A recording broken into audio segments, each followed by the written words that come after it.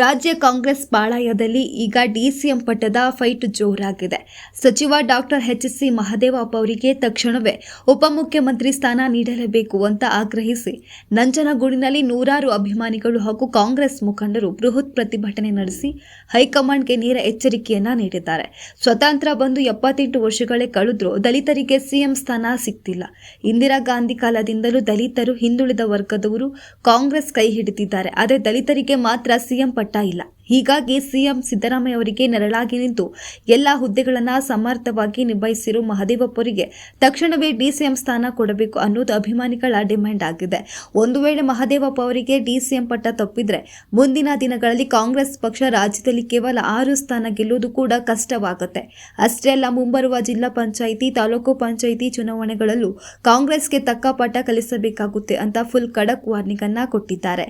ಅಭಿಮಾನಿಗಳ ಬಳಗ ಮತ್ತು ಸುನಿಲ್ ಬೋಸ್ ಫ್ಯಾನ್ಸ್ ಮಾಡಿರೋ ಈ ಬೃಹತ್ ಪ್ರತಿಭಟನೆಗೆ ಹೈಕಮಾಂಡ್ ಮಣಿಯುತ್ತಾ ಡಾಕ್ಟರ್ ಎಚ್.ಸಿ. ಮಹದೇವಪ್ಪ ಅವರಿಗೆ ಡಿಸಿಎಂ ಪಟ್ಟ ಸಿಗುತ್ತಾ ಎಂದು ಕಾದು ನೋಡಬೇಕಿದೆ.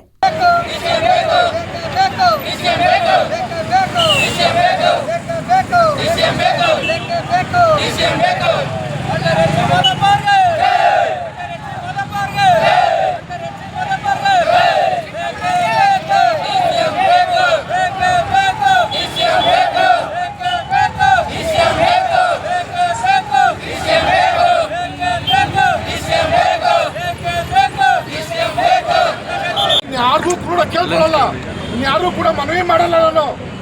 ನನಗೆ ಬಹಳ ಕಣ್ಣು ಕೆಟ್ಟಂಗಿದೆ. ಇವತ್ತು ಕೂಡ 2006 ಇಡೀ ಕರ್ನಾಟಕ ಚರಿತ್ರೆಯಲ್ಲಿ ರಾಜಕೀಯನ ದಿಕ್ಕನ್ನು ಬದಲಾಯಿಸ್ತಕ್ಕಂಥ ಚುನಾವಣೆ, ಚಾಮುಂಡೇಶ್ವರಿ ಉಪಚುನಾವಣೆ.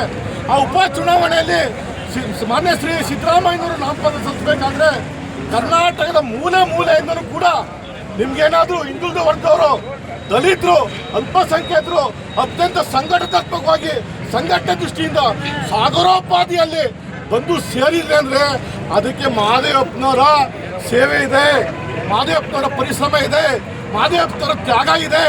ನಾನು ಯಾಕೆ ಕೇಳ್ತಾ ಇದ್ದೀನಿ ಅಂದ್ರೆ, ಸನ್ಮಾನ್ಯ ಸಿದ್ದರಾಮಯ್ಯನವರೇ, ಮಹದೇವಪ್ಪನವ್ರು ಬೇರೆ ಯಾರೂ ಅಲ್ಲ, ನಿಮ್ಮ ಕುಟುಂಬದ ಸದಸ್ಯರು ಒಬ್ರು. ಇವತ್ತು ಸಿಎಂ ಚೇಂಜ್ ಆಗಿದ್ದಾರೆ. ಮುಂದಿನ ದಿನಗಳಲ್ಲಿ ದಲಿತರನ್ನ ಕಡೆಗಣಿಸ್ತಾ ಇರೋದು ಇದು ಹೊಸದೇನಲ್ಲ, ಆಗ್ಲಿಂದ ಬಂದಿದೆ.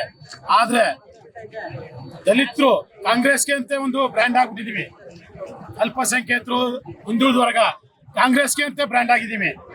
ಅದನ್ನ ಮಂದಟ್ಟು ಇಟ್ಕೊಂಡು ಡಿಸಿಎಂ ಉದ್ಯೋಗನ ಮಹದೇವಪ್ಪನವ್ರಿಗೆ ಕೊಡಬೇಕು. ನಮ್ಮ ಇಡೀ ದಲಿತರು, ಅಲ್ಪಸಂಖ್ಯಾತರು, ಎಲ್ಲ ವರ್ಗದ ಜನಾಂಗದ ಪ್ರೀತಿಯ ನೆಚ್ಚಿನ ಮಹದೇವಪ್ಪನವ್ರಿಗೆ ಡಿಸಿಎಂ ಕೊಡ್ಲೇಬೇಕು ಅಂತ ಒತ್ತಾಯ ಮಾಡ್ತೀವಿ. ಬೇಕಾದ್ರೆ ಎಸ್.ಸಿ. ಮಹದೇವಪ್ಪ ಅವರ ಪಾತ್ರ ಅತಿ ಮುಖ್ಯವಾಗಿರ್ತದೆ.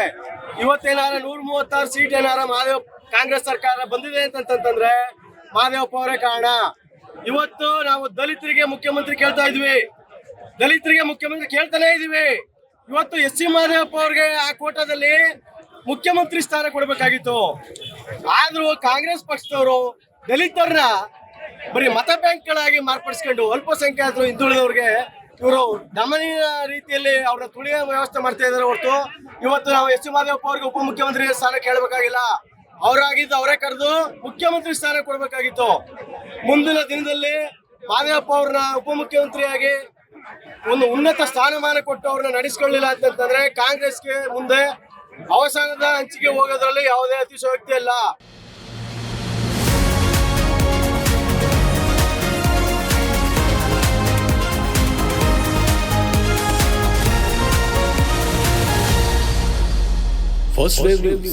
ನಿಮ್ಮ ದಾರಿ ನಮ್ಮ ಜವಾಬ್ದಾರಿ.